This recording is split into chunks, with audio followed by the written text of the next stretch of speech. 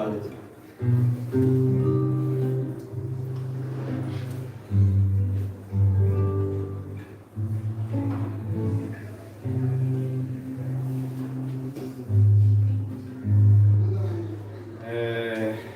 Beleza, então, Hare Krishna. Nós vamos ler e comentar juntos uma roda de conversa, um dos versos mais famosos da Bhagavad Gita, um dos principais, que é esse verso Mam manabhava madbhakto madheji manavaskuru mam evasyasi sakante pratijane priyosini. E esse verso, ele é repetido 2 vezes na Bhagavad Gita. Krishna enaltece a importância desse verso 2 vezes. No capítulo 9, último verso do capítulo 9, começa da mesma forma. Man manabhava madbhakto madheji manavaskuru. E ele repete no capítulo 18, verso 65, que é o que nós vamos ver hoje, e ele é seguido de um outro verso famoso. Sarva Dharma Parityaja Mam Ekam Sharanam Vraja Ahatan Sarvapapebhyo Moksha Ishami Mashuchara, que é o verso 66, é assim a cereja do bolo, né? Então esses 2 versos são tipo a cereja do bolo. Aqui na televisão só está aparecendo um, mas eu tô com o violão aqui porque eu e o Shri Chaitanya, acho que ele foi pegar o carrom. Nós temos um projeto musical, Jai Sessions, e quem não sabe o que é... Na verdade, esse nome vem com correlação a jams, né? Jam Session. É tipo uma brincadeira musical, músicos se reúnem para se divertir.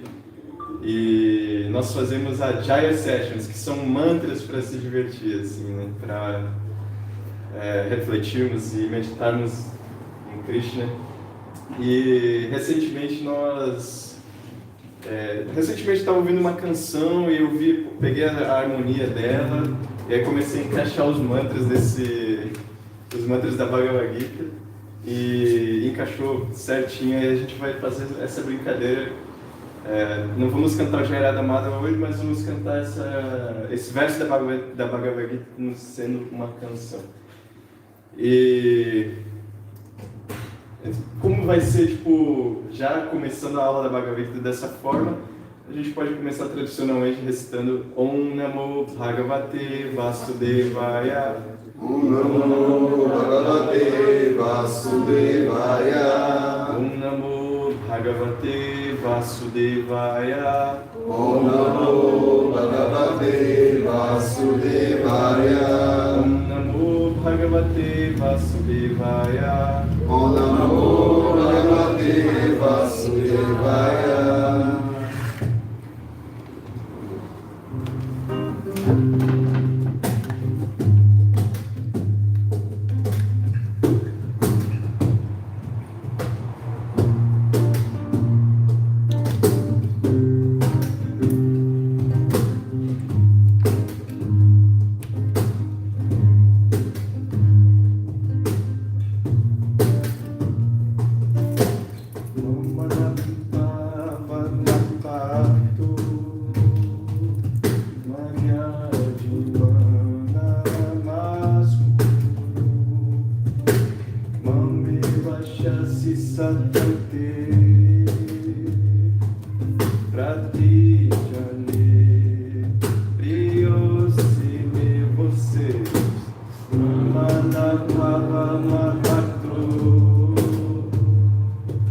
Madhya Jimana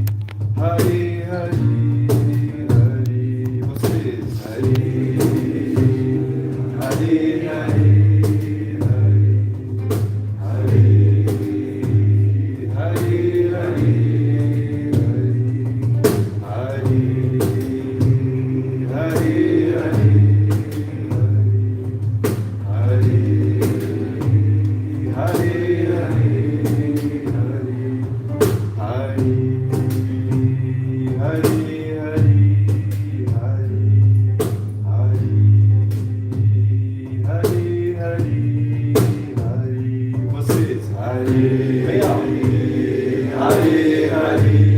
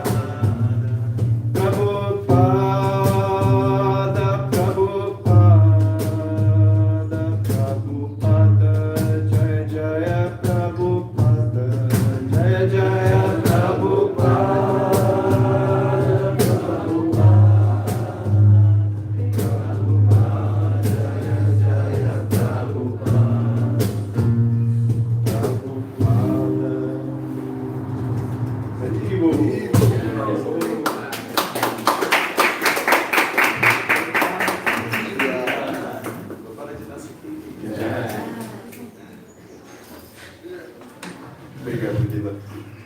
Desculpa trava-língua aí, primeira vez que eu estou em público sozinho eu consigo.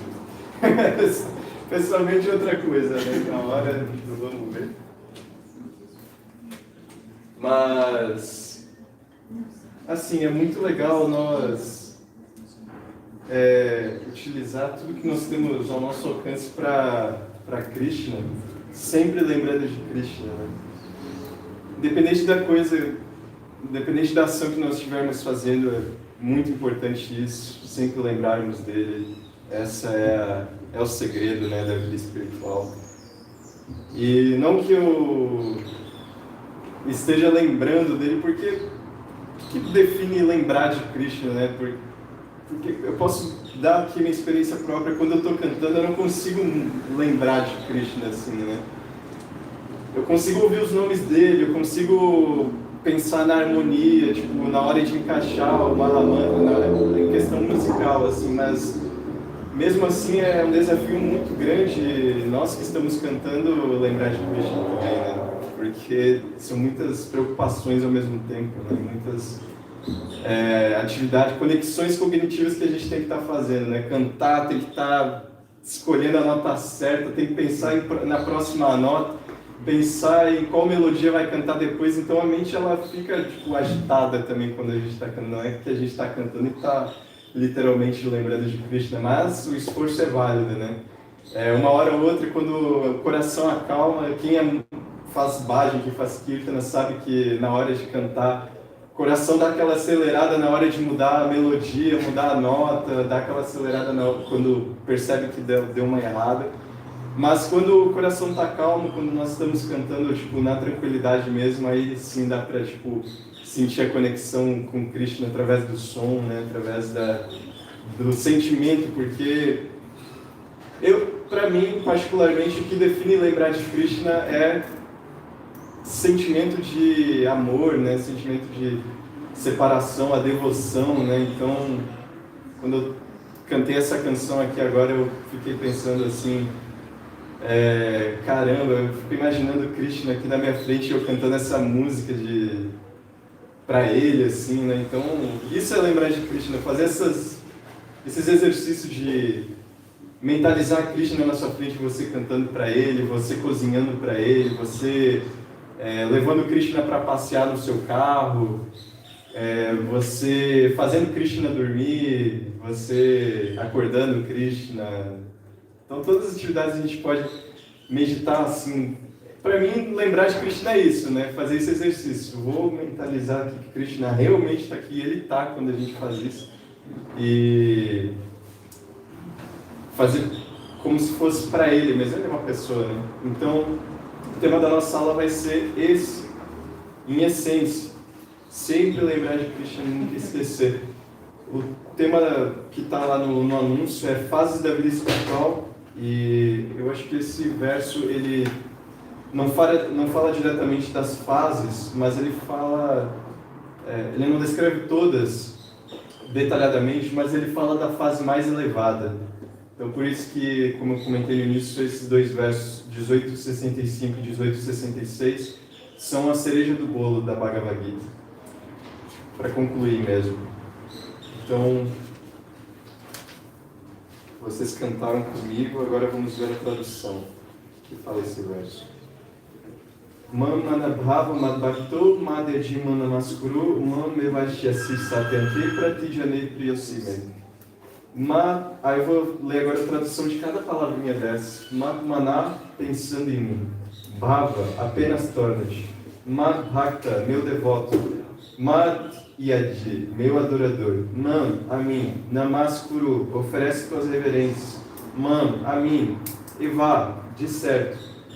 Eshyasi, virás. Satyam, verdadeiramente. Te pratijane, prometo. Querido, assim, não, priya, querido, assim és para mim. Agora a tradução e os significados que nós vamos ler foram dados por sua divina graça Srila Prabhupada. Pensa sempre em mim e torna-te meu devoto. Adora-me e oferece-me tuas homenagens. Assim virás a mim impreterivelmente. Eu te prometo isto porque és meu amigo muito querido. Vocês podem repetir também comigo, por favor? Pensa sempre em mim. E torna-te meu devoto. Adora-me e oferece-me tuas homenagens. Assim, virás a mim impreterivelmente. Eu te prometo isto. Porque és meu amigo muito querido. Muito bom. E eu comentei com vocês que esse verso ele é falado 2 vezes na Bhagavad Gita por Krishna. A tradução do outro é assim, idêntica. Praticamente, vou mostrar aqui para vocês. O capítulo 9, ele fala isso também. O capítulo 9 fala especialmente do serviço devocional.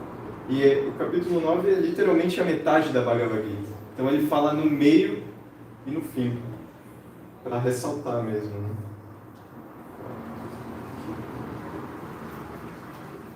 O 9:34. Man manabhava madbhakto madajimana maskuru man mevashyasi yuktaivam atmanam matparainaha.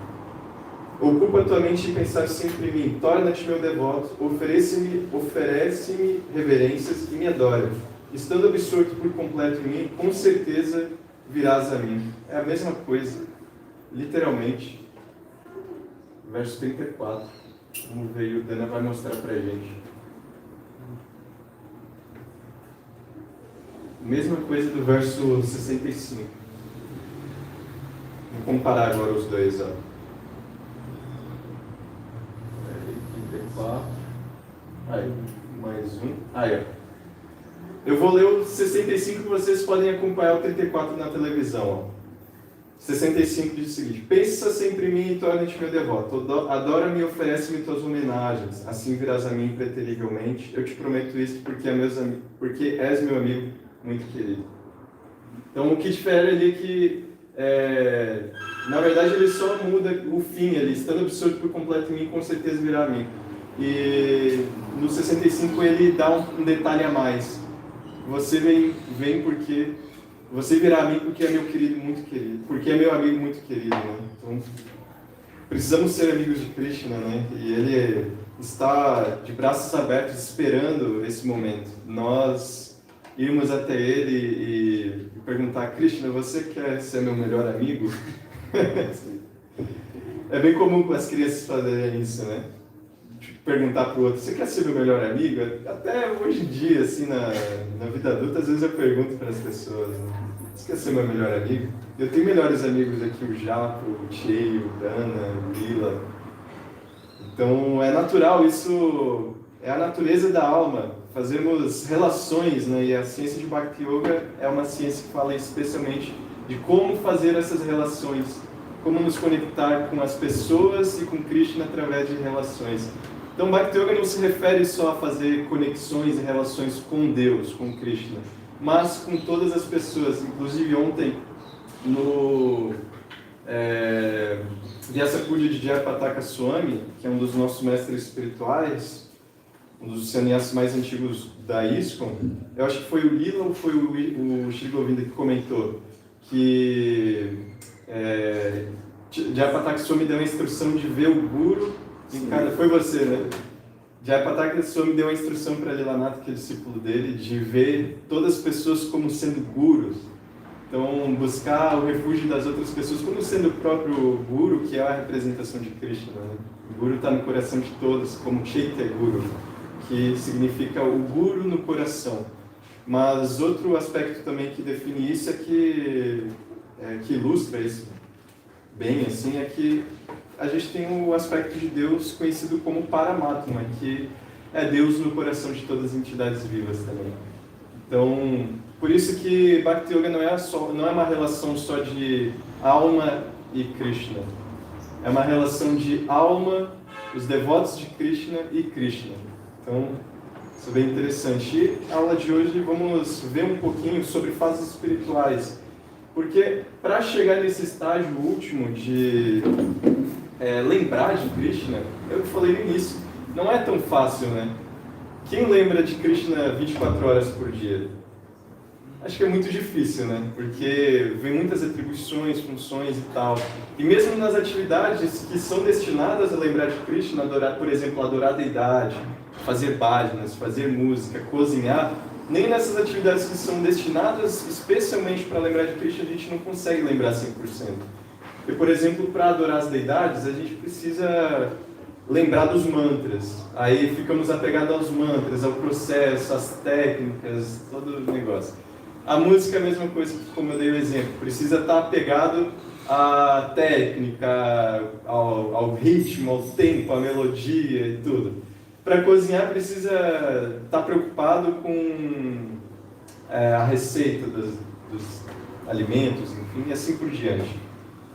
Mas o esforço é válido. Eu posso provar isso para vocês. E A vida espiritual, ela passa por diferentes fases, assim como na vida humana nós passamos por diferentes fases. E essas fases, elas não podem ser evitadas, porque nós passamos pela infância, por exemplo, quando nascemos. A gente não pode pular a fase da infância, sair da infância e ir para a adolescência, ou nascer pronto, assim, né? Sair direto do ventre pronto. Não tem como pular, a gente tem que passar por essas coisas. Então, a adolescência é um período turbulento, mas tem que passar. A vida adulta também é um período muito turbulento, né? De construção, de criação, mas temos que passar, não tem como pular essa fase. E a velhice também, tampouco, né?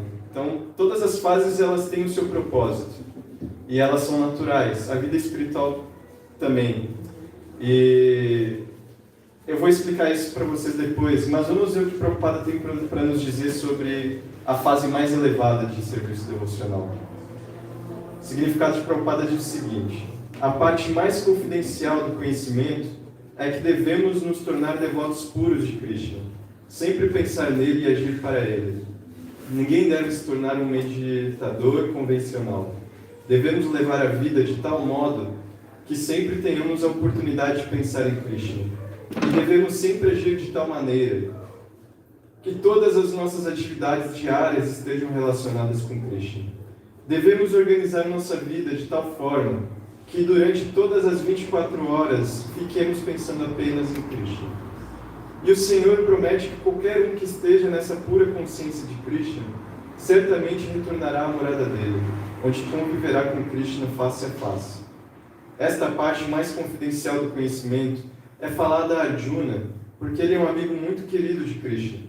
Todos os que seguem o caminho de Arjuna podem tornar-se amigos queridos de Krishna e alcançar a mesma perfeição que Arjuna. Estas palavras enfatizam que devemos concentrar a mente em Krishna. A forma com duas mãos que seguram uma flauta, o menino azulado cujo rosto é belo e que tem penas de pavão no cabelo. Há descrições de Krishna encontradas no Brahma Samhita e outros textos. Devemos fixar nossa mente nessa forma original da divindade, Krishna. Não devemos nem mesmo desviar nossa atenção para outras formas do Senhor. O Senhor tem múltiplos aspectos, tais como Vishnu, Narayana, Brahma, Varaha, etc. Mas o devoto deve concentrar somente na forma que se apresentava diante de Arjuna. Concentrar a mente na forma de Krishna constitui a parte mais confidencial do conhecimento, o que é revelado a Arjuna, porque ele é o amigo mais querido de Krishna. Srila Prabhupada aqui já. Muito tocante mesmo, né? Muito forte esse verso. Porque Prabhupada ele fala umas 3 vezes, essa é a parte mais confidencial de todo o conhecimento que Krishna está falando na Bhagavad Gita. Krishna vai falar de diferentes temas. Vai falar de karma, vai falar de Sakarma Karma Yoga, vai falar de Akama Karma Yoga, vai falar de Sankhya Yoga, vai falar de Dhyana Yoga,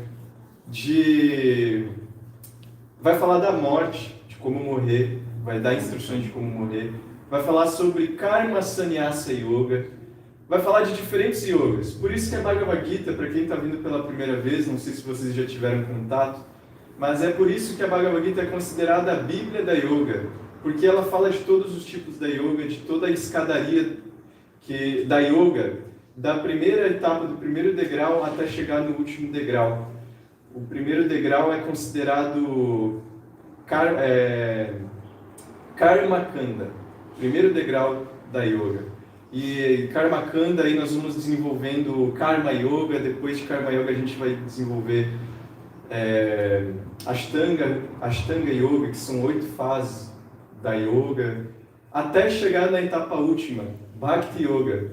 Então é uma escadaria que a Bhagavad Gita descreve, e não sei se vocês já tiveram contato com Yoga antes, em outras escolas filosóficas, enfim, mas geralmente quando nós vamos em uma escola de Yoga, tem o apelo comercial, o apelo monetário, né? E esse apelo monetário acaba trazendo a yoga como se fosse um produto que... Imagine um mercado, assim, um corredor de mercado com uma seção yoga, né? Um corredor só de yoga. Aí vão ter lá os produtos, Karma Yoga, Hatha Yoga e tal, como se nós pudéssemos comprar isso. Só que é tudo uma coisa só, na verdade, né? As escolas de yoga tradicionais aqui no Ocidente desenvolveram esse apelo, né? De transformar a yoga como um produto.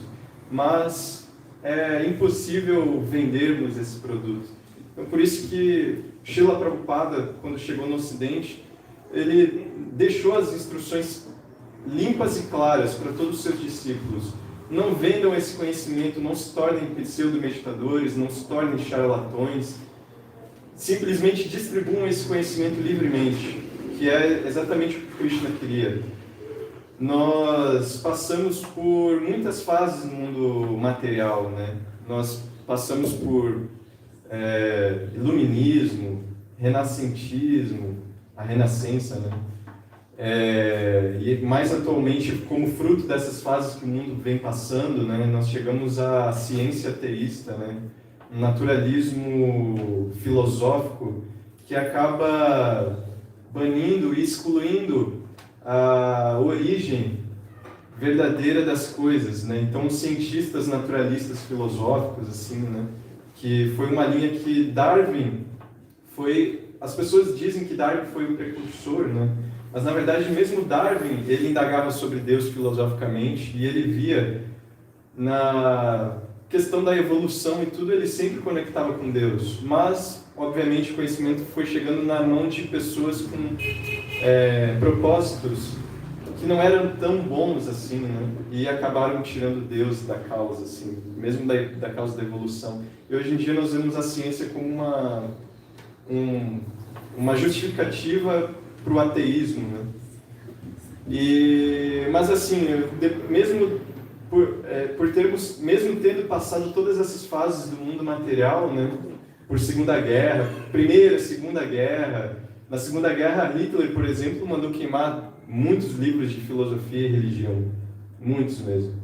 E o comunismo também tem essa fama, né? Por exemplo, na Rússia a religião não era permitida, eles queimavam todos os livros, todas as Bíblias eles queimavam, eles torturavam católicos, torturavam, na verdade, ortodoxos, qualquer pessoa religiosa eles torturavam, inclusive os próprios Hare Krishnas. Srila Prabhupada foi muito audacioso e ele, na década de 70, falou para os discípulos dele, quando estava no auge da expansão do movimento Hare Krishna, da ISKCON, ele viajou o mundo, ele já tinha viajado em vários países, Londres, Estados Unidos inteiro, Europa, e chegou um momento que ele falou para Shyama Sundara, que era um dos braços direitos de Srila Prabhupada: eu sei que a Rússia é um país fechado e muito estrito, mas é lá que nós devemos ir.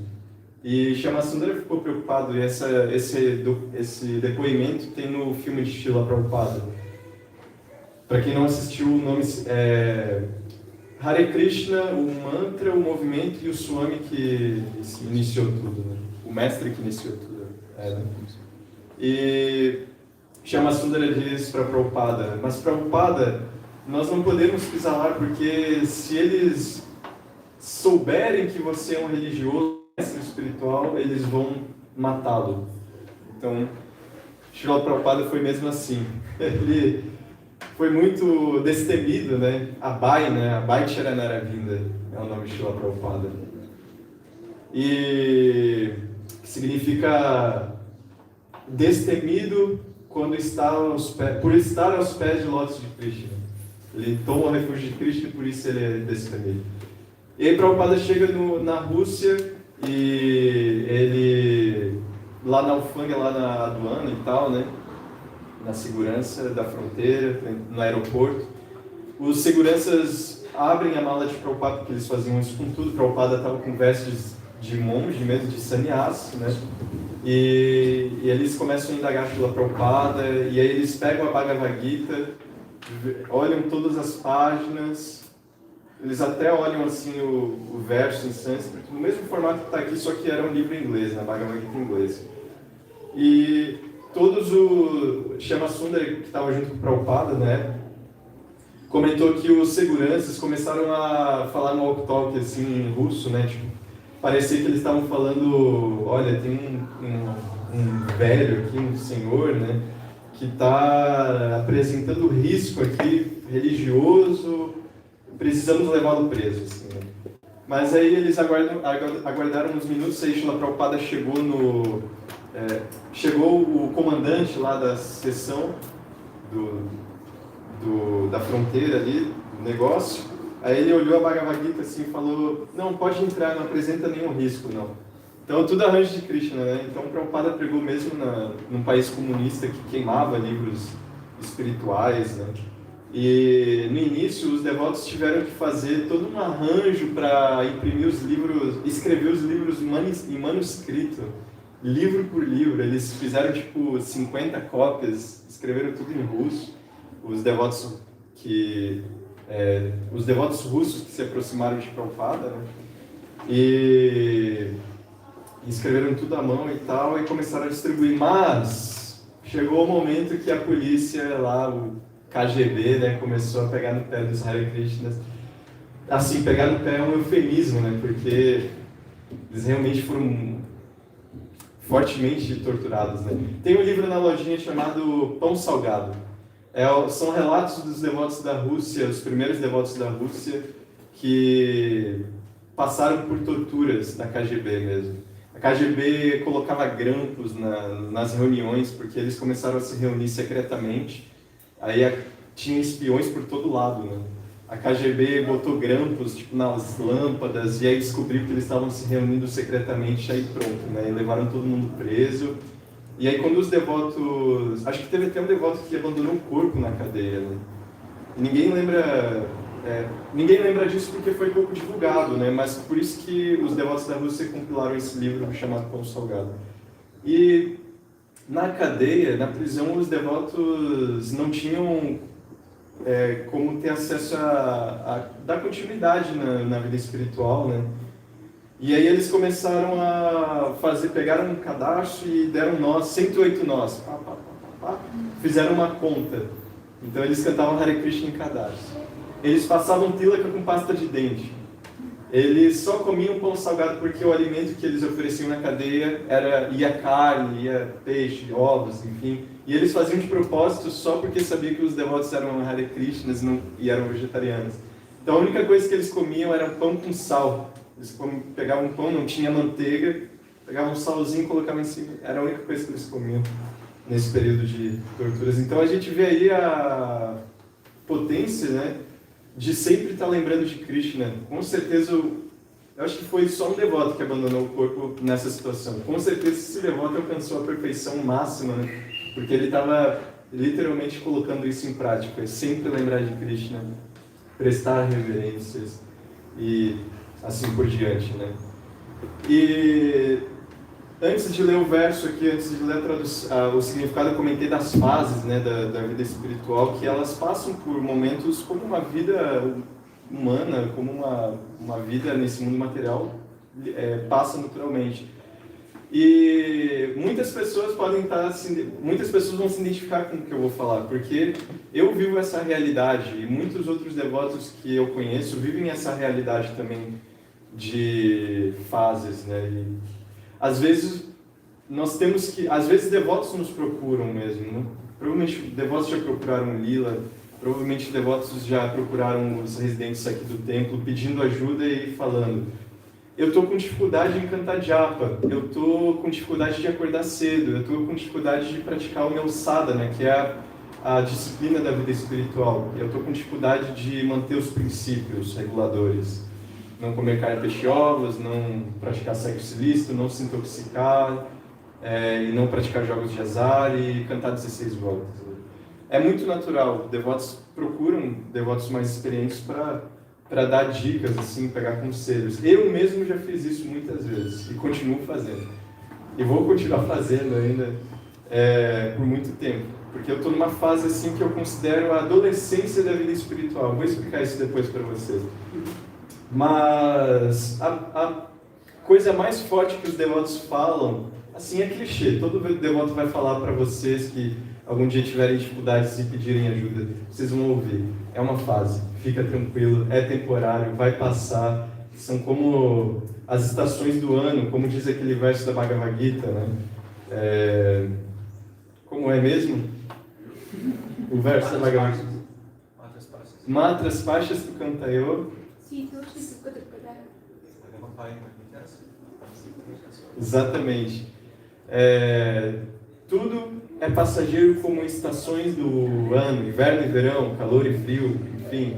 Mas precisamos nos manter tolerantes, confiantes, pacientes e entusiasmados com a vida espiritual, porque é muito natural, em algum momento da vida espiritual, passarmos por essas fases. Porque imaginem um agricultor. Eu já trabalhei na horta de Govardhana, agricultura orgânica e tal, não usávamos veneno.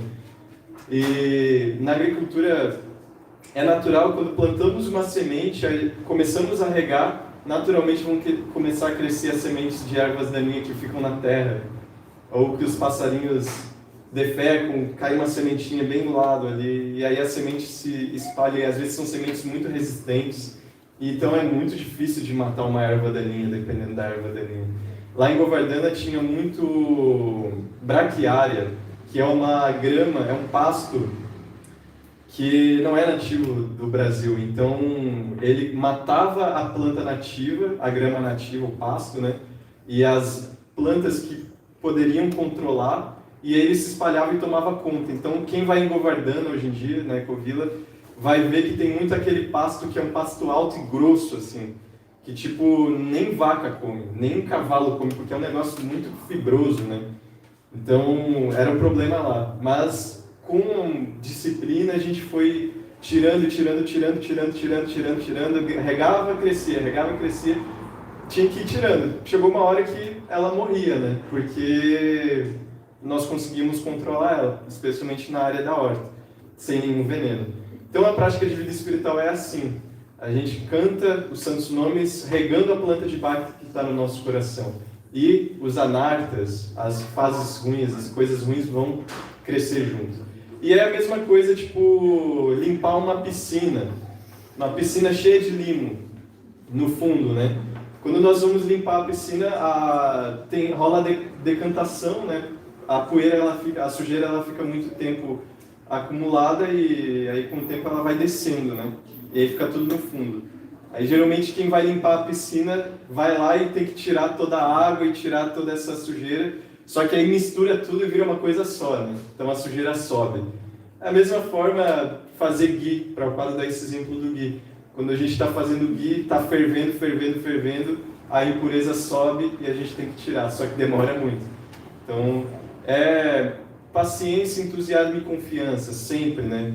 Persistência. Porque, às vezes, nós estamos numa fase de estar cantando muito bem a nossa japa, de estar acordando cedo, de estar seguindo sadhana, mas uma hora a gente está mexendo na colmeia, né? No ninho dos marimbondos, né? Então, dentro de nós tem toda aquela sujeira da piscina acumulada, né? Quando a gente canta Mahamantra, começa a revirar tudo aquilo, aí pronto, né? Aí, às vezes, a gente fica até se culpando, assim, sou muito caído, sou muito pecaminoso, estou pensando coisas ruins e tal, não consigo cantar minha japa e tal. Mas calma, é uma fase. Aí eu ia explicar para vocês por que eu me considero na adolescência. Geralmente, quando a gente começa na vida espiritual, é como se estivéssemos recobrando algo que a gente já viveu na vida passada. Então, é uma infância muito pura. Na infância muito pura tem a inocência, a ingenuidade. Então, pessoas que estão começando uma vida espiritual baseada em Bhakti Yoga, elas estão ali, tipo, muito entusiasmadas, com muita energia, tipo criança mesmo, sabe? Criança que corre, está aprendendo a falar e fica, tipo, quando está aprendendo a falar, fica entusiasmada, que está aprendendo a cantar os mantras, está aprendendo a cozinhar, está aprendendo a fazer sankirtan, está aprendendo a estudar, enfim. Então o entusiasmo é muito forte, né? É a infância da vida espiritual. Mas chega a adolescência, né? A famosa aborrecência. Aí começa a revolta, né? Tipo, aí começa... São questões... Na adolescência rola muita questão hormonal também, né? Mas aí como é que a gente explica essa fase na vida espiritual, né? Tipo, na vida espiritual a gente não pode definir algo como sendo o hormônio da vida espiritual que nos faz assim. Aí, o que são os hormônios na vida espiritual? Anartas. É a fase de Anarta Nivriti. E Anarta Nivriti significa destruição dos erros, assim, dos defeitos. Então, essa destruição dos defeitos é literalmente essa coisa de limpar a piscina mesmo. A sujeira vai subir e essa fase pode ser comparada como a adolescência, assim, tipo, que o hormônio está rolando solto, aí o adolescente não tem regra, o adolescente não tem filtro, ele vai lá e faz, tipo, de qualquer jeito, né? E aí, nessa fase da vida espiritual, a japa pode ficar mais fraca, o sadhana pode ficar mais fraco. Natural, muito natural mesmo. Conheço muitos devotos que descreveram isso, aí eu fiquei pensando assim, tipo, caramba, todo mundo passa isso por quê, né? Todo mundo vai passar isso porque faz parte do processo. Mas não desanimem, se algum dia vocês estiverem nessa fase, ou se vocês já estão nessa fase, não desanimem, porque a adolescência passa, aí chega a maturidade, chega a vida adulta, os filtros começam a ser construídos, a inteligência emocional ela começa a ser desenvolvida, a maturidade como geral chega, né? Mas mesmo na vida adulta existem dificuldades, então a adolescência da vida espiritual e a vida adulta, a maturidade, elas ainda estão na fase de destruição dos defeitos. Elas estão nessa fase de provações ainda. Krishna está testando a nossa paciência. Krishna está testando a nossa energia, nosso entusiasmo, nossa confiança. E precisamos nos manter persistentes e entusiasmados. Um segredo para isso ser passado com leveza é se associar com os devotos. Porque nos associando com os devotos, vamos ver que estamos com os nossos semelhantes, que têm defeitos parecidos com os nossos, que têm dificuldades parecidas com as nossas, que podem nos dar uma realização, que podem nos... Eu mesmo, na verdade, posso aqui dar minha experiência. Tenho muita dificuldade de cantar japa, tenho muita dificuldade de acordar cedo, tenho muita dificuldade de praticar o meu sadhana. É o ideal? Não, não é o ideal. Mas eu já estou dentro da consciência de Krishna há mais ou menos 7 anos. Dhanvantari Swami, no Jaladuta, eu fiz o Bhakti Shastra, né? Ele comentava que quando chegava a fase de entre 5 e 10 anos de vida espiritual, é literalmente essa fase, adolescência e vida adulta da vida espiritual, é a fase mais difícil. É a fase que a maioria dos devotos saem, a fase que a maioria dos devotos desertam, assim, a gente usa o termo blupiam, blupiaram, a maior parte dos devotos que blupiam é quando chega nessa fase mesmo de testes, de provações, que geralmente é entre 5 anos de movimento e 10 anos de movimento. Às vezes pode ser precoce, né? É natural, às vezes tem gente que chega na adolescência precocemente. Minha irmã mesmo, por conta do nosso histórico familiar, minha mãe tinha doenças, se separou do meu pai e tal, minha irmã com 9 anos tinha que cuidar de mim, que tinha 6. Então ela chegou na adolescência precocemente e viveu tudo precocemente. Com 17 anos era como se ela fosse adulta já, assim, né? Então isso é uma situação anormal, obviamente, na vida espiritual também. Então é natural que no primeiro ano, segundo, terceiro, ainda está naquela fase de muita energia e entusiasmo. Mas quando chegar a fase de, assim, a energia diminuir, não se desanime, se associem com os devotos e tenham paciência e confiança que essa fase vai passar. E aí nós vemos, por exemplo, na velhice, geralmente a velhice está ligada a anciões, né? Os anciões estão ligados à sabedoria, a muito conhecimento. E essa fase de sabedoria na vida espiritual é literalmente uma pessoa que está muito tempo no movimento. São os devotos sêniores que a gente chama assim, né? São devotos que já passaram por essa fase. E a vida espiritual ela tem 2 processos com nomes muito parecidos. Nava Bhakti Krama. Nava Bhakti Krama são 9 processos que Prahlada Maharaj deixou no Srimad Bhagavata descrito: Shravana, ouvir; Kirtana, cantar; Smarana, lembrar; Shravana, Kirtana, Vishnu, Smarana; Padasevana, se refugiar nos pés de lótus, servir os pés de lótus de Krishna, que é servir os devotos, servir os gurus. Padasevana, Archana, adorar Krishna; Archana, Vandana, orar; Dasyan, servir Krishna, servir os devotos também, ele fala esses dois. Padasevana, servir os pés de lótus, e Dasyan, que é servir. E Archana Vandana Dasyan, Sakya, se tornar amigo de Krishna, e Atma Nivedana, se refugiar completamente, se entregar a Krishna. Então, esse verso, ele está falando especialmente de Sakya Atma Nivedana. Na verdade, ele fala de todos, né? Shravana, Kirtana, Smarana, Mamana Bhava Madbhakto, não, Mamana Bhava, que é cantar, ouvir e lembrar de Krishna. Madbhakto, se tornar meu devoto, que é ligado ao serviço de Padasevana e Dasyan também. Madhyaji Namaskuru, prestar reverências, adorar as deidades, exatamente. Orar também está ligado a lembrar de Krishna, porque oração é ligado a lembrar, né, também. Mame Vashasi Satente Prati Jane Priyosime.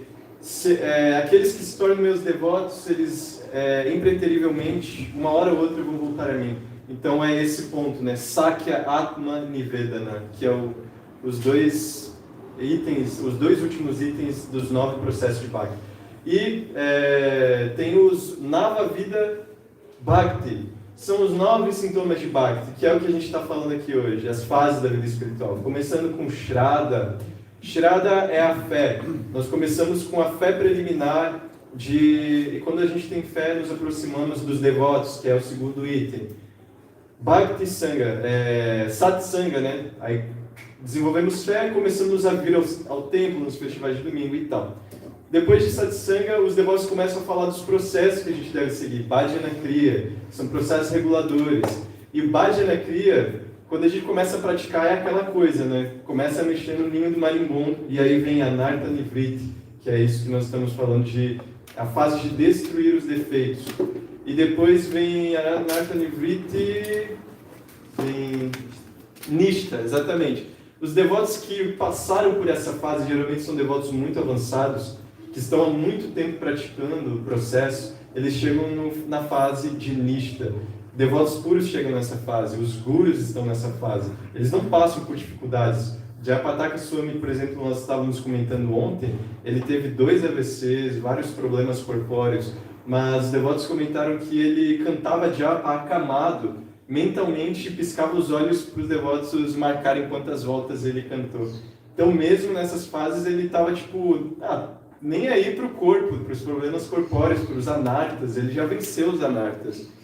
E os anartas, eles realmente são um atrasinho para a nossa vida espiritual, mas ao mesmo tempo são um avanço. Por que eles são atrasos? Porque parece que a gente vai em ritmo lento, sabe? Em marcha lenta. Mas está avançando, só que em marcha lenta. E Nishta, assim, você já está, andando livremente, assim, sem estar atado aos anartas nivritis e aos problemas, né? Depois de Nishta vem Ruchi. Verdade. Depois de Nishta vem Ruchi. As pessoas que estão na fase de Nishta, da estabilidade, né, espiritual, elas não caem mais, elas não têm mais dificuldades, literalmente. Tudo é benefício para elas, tudo é serviço devocional, literalmente tudo. Elas começam a sentir gosto pelo serviço. E depois que elas chegam nesse ponto de sentir gosto, elas atingem a Sakti. O que é a Sakti mesmo? O apego, né? O apego, elas se apegam a Krishna, e aí vem Bhava, elas sentem êxtase espiritual, e depois Prema, que é quando elas estão no sintoma de amor puro mesmo. Então essas pessoas assim são muito elevadas que atingem o Prema, né? E o processo para atingir todos esses estágios gradualmente é termos paciência, entusiasmo e confiança. E Rupa Goswami, esses 9 processos são descritos no Bhakti Rasamrita Sindhu, que é um livro de Rupa Goswami, um dos nossos mestres espirituais. ele descreve que no item Bhajana Kriya, que é o sadhana, assim, os processos regulativos, os princípios, as disciplinas, os exercícios que a gente deve fazer, tipo, enfim, né, os processos que a gente deve seguir, as regulações, né? Ele fala 64 itens lá do Bhaktarasamrita Sindhu que a gente deve fazer e nos esforçar por fazer, que é o ideal. A gente tem que fazer isso para atingir as próximas fases. Ele fala no último item, no último verso, depois de falar tudo isso, no último verso de um capítulo, para fechar, ele fala assim: mas o mais importante, por mais que seja importante vocês seguirem os processos regulativos, mais importante do que tudo, sempre lembrar de Krishna, nunca esquecer de Krishna. Então, o importante não é o processo em si, o importante é lembrar de Krishna. Krishna não precisa que nós oferecemos alimentos para ele. Krishna é autossuficiente. Quem precisa somos nós, né? Quem precisa desse processo somos nós. Por quê? Porque precisamos lembrar de Krishna. Ao oferecer o alimento, nós recitamos mantras que nos remetem a Krishna. Jai Goranidade. Ao adorar as deidades, nós fazemos tudo isso para lembrar de Krishna e nunca esquecer dele. Ao fazer bhajana, fazer kirtana, fazemos para lembrar de Krishna e nunca esquecer dele. Ao fazer guirlandas, mesmo propósito. Ao acordar cedo, mesmo propósito. Lembrar de Krishna e nunca esquecer. Então tudo deve nos remeter a Krishna, como Prabhupada nos instruiu nesse verso. Literalmente tudo. Então, a mensagem de hoje é essa. Não se desanimem se vocês estiverem com dificuldade. É só uma fase, e como os católicos dizem, todo espiritualista passa pela noite escura da alma. Eu vou trazer uma reflexão para fechar a nossa aula de hoje, que é uma reflexão de Bhaktitirtha Swami. Vamos ver aqui. Esse artigo que eu vou ler agora para finalizar está no livro Veda, é o volume azul. Acho que tem na lojinha, não tenho certeza. Mas também está no site Volta ao Supremo. É só vocês pesquisarem Volta ao Supremo Depressão. O nome do artigo significa, na verdade, enfrentando a depressão. Porque às vezes nós confundimos as dificuldades espirituais com depressão. Porque é uma fase de, assim, muita tristeza mesmo. E às vezes muita frustração. Eu passei por essa fase, posso dizer que eu passei por essa fase. Eu sentia eu achava, é depressão, comecei a fazer terapia, e a terapeuta não conseguia dizer o que era, assim, porque, cara, é espiritual. Eu estava cantando japa, servindo meu guru, e comecei a mexer no ninho do marimbondo, então uma hora ou outra começou a vir dificuldade. E eu comecei a confundir essa dificuldade com a depressão, mas não era depressão, é isso que a gente vai ver aqui agora. Ele fala o seguinte: a noite escura da alma. A teologia cristã possui um termo chamado a noite escura da alma, ou um período de sérios testes pelo qual passam todos os sinceros buscadores espirituais. Em certos momentos, durante nosso progresso espiritual, talvez vivamos períodos de rápido avanço e crescimento, embora achemos difícil perceber a situação dessa maneira positiva. Podemos chegar a um momento em nossas vidas quando começaremos a pensar: estou cantando, meditando, orando, jejuando, lendo as escrituras, visitando o templo, a igreja, a sinagoga ou a mesquita, seguindo as leis e os princípios espirituais, mas estou infeliz. Onde está Deus? Neste ponto, o indivíduo até mesmo começa a questionar seriamente a misericórdia e o zelo de Krishna. Semelhante pessoa pode sentir que até mesmo Deus a abandonou. Muitas vezes caímos em um estado depressivo, porque agimos da maneira correta e nosso nível de consciência se elevou, mas não conseguimos compreender as circunstâncias aparentemente negativas e desafiadoras em nossas vidas. Contudo, o Supremo permite que queimemos esse karma de modo que possamos partir para outro capítulo. Se você olhar para trás em sua vida, você talvez se lembre de momentos em que você de fato experienciou esse período e começou a questionar a existência de Deus ou sua justiça. Porém, quando você olha para trás agora, você compreende o propósito de tais eventos em sua vida, porque eles ajudaram você a ampliar ou elevar sua consciência. Frequentemente, o resultado de intenso sofrimento é a elevação da consciência. Tal sofrimento nos dá intensidade para quebrarmos as últimas camadas de consciência mundana que nos abafam. Bhaktitirtha Swami Ki Jai. Então é isso, pessoal. O que me ajudou muito nessa fase que eu passei e ainda passo é Kirtana. É Kirtana mesmo, porque Kirtana é algo entusiasmante, nos dá muita energia, nos dá vigor. E não deixem de cantar japa. Por mais que vocês estejam com dificuldade de cantar japa, cantem, cantem, cantem, cantem, cantem o máximo que vocês puderem.